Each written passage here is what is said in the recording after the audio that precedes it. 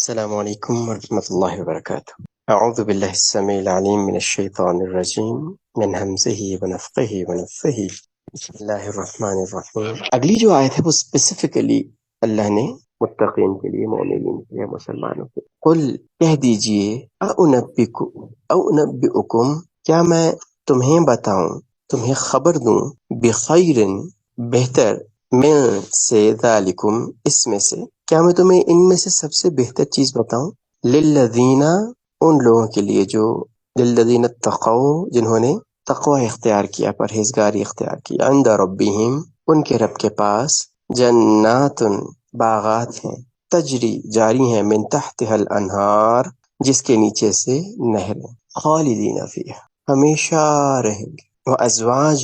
اور بیویاں، اسپاؤس، ازواج کا مطلب ہوتا ہے زوج، زوج کا مطلب ہے بیوی کے لیے خاوند، خاوند کے لیے بیوی، یعنی اسپاؤس جس کو ہم اسپاؤس کہتے ہیں، ازواج مطہر پاکیزہ بہترین، ورضوان اور خوشنودی، من اللہ اللہ کی طرف سے، واللہ اور اللہ بصیر دیکھنے والا ہے، بالعباد بندوں کو۔ اب یہاں پہ اللہ دنیاوی لحاظ سے جو بہت بہترین چیزیں ہیں نا ان کا ذکر کر رہے ہیں۔ جن لوگوں نے تقوی اختیار کیا نا ان کے لیے اللہ نے نا باغات ہیں اللہ کے پاس ان کے لیے، یعنی ظاہر باغات کے اندر ان کے رہنے کی بھی جگہ ہے، محلات بھی ہیں ان کے باغات میں، جس کے نیچے سے نا نہریں بہ رہی ہیں، ایسی جگہیں، لشکرین جگہیں خوبصورت جہاں پہ نیچے چشمہ بہ رہا ہو۔ تو اللہ بتاتے ہیں کہ جن چیزوں کے پیچھے تم ہو نا، جن کو سب کو پانے کے بعد تمہیں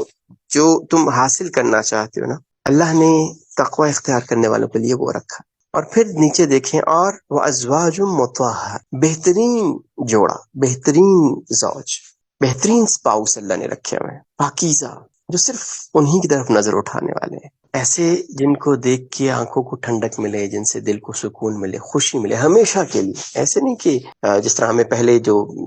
ہفتہ، مہینہ، 2 مہینے، سال ہوتے ہیں تو اس میں بڑی خوشی ہوتی ہے، پھر آہستہ آہستہ ہمیں بھی پتہ لگ جاتا ہے کہ یار یہ تو ویسا نہیں ہے جیسا ہم چاہتے ہیں۔ اور اس کے علاوہ جو اللہ فرماتے ہیں کہ سب سے بڑی چیز جو ہے نا وہ کیا ہے، ورضوان من اللہ، اللہ کی رضا، اللہ راضی ہیں ہم سے۔ دنیا میں جو مومن ہے نا اس کی جو خواہش ہوتی ہے نا وہ یہ ہوتی ہے کہ اللہ اس سے راضی ہو جائے، اللہ ناراض نہ ہو۔ اللہ کہتے ہیں اللہ وہاں پہ ورضوان من اللہ، اللہ وہاں پہ راضی ہوں گے۔ اور اس کے اندر ایک اور چیز ہے کہ یہاں پہ جو اوپر لکھا گیا نا من تحت الانہار خالدین فیہا، ہمیشہ ہمیشہ کے لیے، ہمیشہ وہاں رہیں گے۔ اور اس کو اگر آپ جو پچھلی آیت ہے اس کے ساتھ کمپیریزن اس کا کریں تو وہاں پہ اللہ نے بڑی خوبصورت یہ بات کی کہ جو اوپر ساری باتیں کی وہ کہا، اللہ فرماتے ہیں ذالک متاع الحیات الدنیا، یہاں پہ دنیا میں جو ہے نا یہ تھوڑے سے دیر کے لیے برتنے کی چیز ہے، تھوڑی دیر کے لیے انجوائے کرنے کی چیز ہے، اور لیکن جو جنت کے جب اللہ فرماتے ہیں تو کیا فرماتے ہیں، خالدین فیہا، ہمیشہ ہمیشہ وہاں رہیں۔ تو اس لحاظ سے بہت امپورٹنٹ ہے، کمپیریزن اللہ کر رہے ہیں دونوں کے لیے کہ، اور وہاں پہ تھا زُیِّنَ لِلنَّاسِ حُبُّ الشَّهَوَاتِ، یہاں پہ ہے لِلَّذِينَ اتَّقَوْا عِندَ رَبِّهِمْ، وہاں پہ سب کے لیے اللہ بتاتا ہے کہ یہ سب کو ہے، چاہے وہ مومن ہے، چاہے وہ مسلمان ہے، چاہے متقی ہے، اس کے لیے یہ چیزیں مزین کی گئی ہیں، اس کے لیے ان چیزوں کے اندر اٹریکشن رکھی گئی ہے، اٹریکشن ضرور ہے،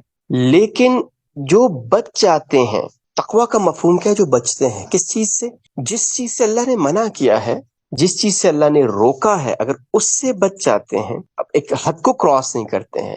حرام کی طرف نہیں جاتے ہیں، تو پھر اللہ فرماتے ہیں، تو دیکھ کتنی خوبصورت، کتنا بیلنس آ رہا ہے دونوں آیات کے درمیان، کہ وہاں پہ مزین کی گئی ہیں تو اس کی محبت میں، اور اس کی جو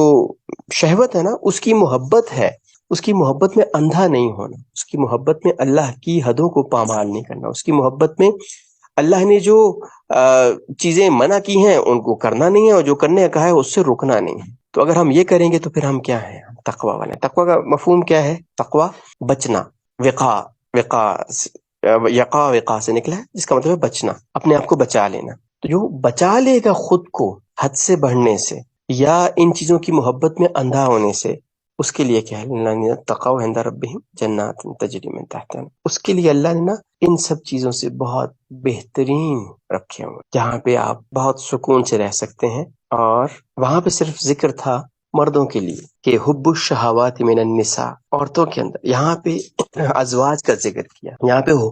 حور و مقصورات کا ذکر نہیں کیا۔ باقی قرآن میں کئی جگہوں پہ دیکھیں اسپیسیفکلی ذکر آتا ہے حور و مقصورات، ظاہر بات ہے حور کس کے لیے ہے، وہ مردوں کے لیے ہے۔ یہاں پہ اللہ جل شانہ کیا بتا رہے ہیں کہ ازواج مطہر، دونوں کے لیے، میلز کے لیے فیمیلز، فیمیلز کے لیے میلز، پاکیزہ، طاہر، تو جو بھی میل ہوگا یا فیمیل ہوگا وہ اپنے آپ کو اللہ کی نافرمانی سے بچائے گا، تو اللہ اس کے لیے بچا رہے ہیں کہ اس کے لیے اللہ نے یہاں پہ یہ ساری کی ساری چیزیں رکھی ہوئی۔ اللہ بصیر بالعباد، اللہ اپنے بندوں کو دیکھ رہے ہیں، اللہ دیکھ رہے ہیں کہ بندے کیا کر رہے ہیں، کتنی حب ہے، کتنی ان کے دل کے اندر خواہشات ہیں، اور ان خواہشات کو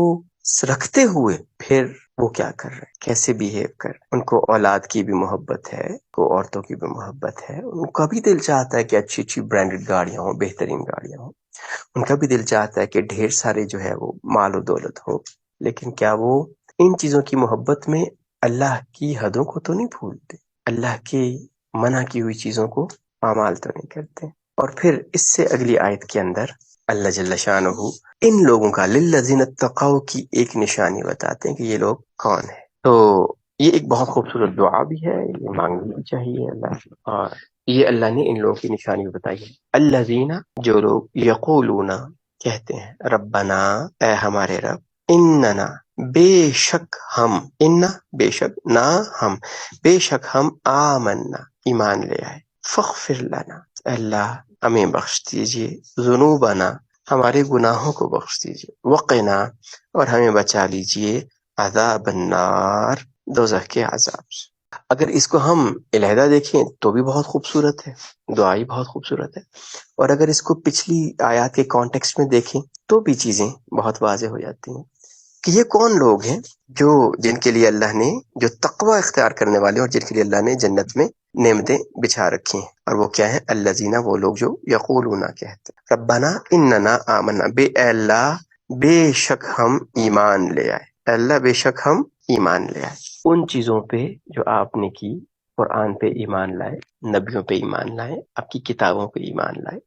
اور ایمان کیا لانا ہے کہ جو کچھ آپ نے کہا، جو کچھ آپ نے اپنی کتاب میں کہا، جو کچھ نبیوں نے کہا، تو اللہ ہم اس کو ابائڈ کرتے ہیں، یعنی اس کے مطابق زندگی گزاریں۔ ربنا اننا آمنا، تو اللہ نے ایک بڑا ایک واضح کر کے وہ چیز بتا دی کہ تقوی والے وہ لوگ ہیں جو یہ کہتے ہیں کہ اللہ ہم ایمان لے آئے ہیں، فاغفر لنا، اے اللہ ایمان تو ہم لے آئے ہیں لیکن دل ہم معصوم تو نہیں، اللہ ہم انسان ہیں، اور یہ جو حب الشہوات ہیں ان میں پڑھ کے کئی مرتبہ ہم سے کیا ہو جاتی ہیں؟ غلطیاں ہو جاتی، تو اللہ فاغفر لنا، تو اللہ ہمیں بخش دیجیے، ہمارے گناہوں کو بخش دیجیے، فاغفر لنا ذنوبنا، ذنب کہتے ہیں گناہ کو، اور ذنوبنا بہت سارے گناہ، اللہ ہمارے، ہم سب کی، یہاں پہ جمع کا صیغہ استعمال ہوا ہے، ربنا آمنا، ہم سب، فاغفر لنا، اے اللہ ہمیں بخش دیجیے، فاغفر لی، اللہ مجھے بخش دیجیے، فاغفر لنا، ہمیں بخش دی، فاغفر لنا ذنوب، اللہ ہمارے گناہوں کو بخش دی، اللہ جو ہم نے کہیں پہ حدیں کراس کر دی اللہ اس کو بخش دی، وقنا عذاب النار، اور اللہ ہمیں بچا لیجئے آگ کے عذاب سے۔ ظاہر ہے آگ کے عذاب سے اگر اللہ نے بچا لیا تو نیچرل کانسیکوینس کیا ہے؟ ہم کہاں جائیں گے؟ جنت میں جائیں گے، وہی جو اللہ بتا رہے ہیں، للذین اتقوا عند ربہم جنات تجری من تحتها الانہار، تو وقنا عذاب النار، اللہ ہمیں آگ کے عذاب سے بچا دیجئے۔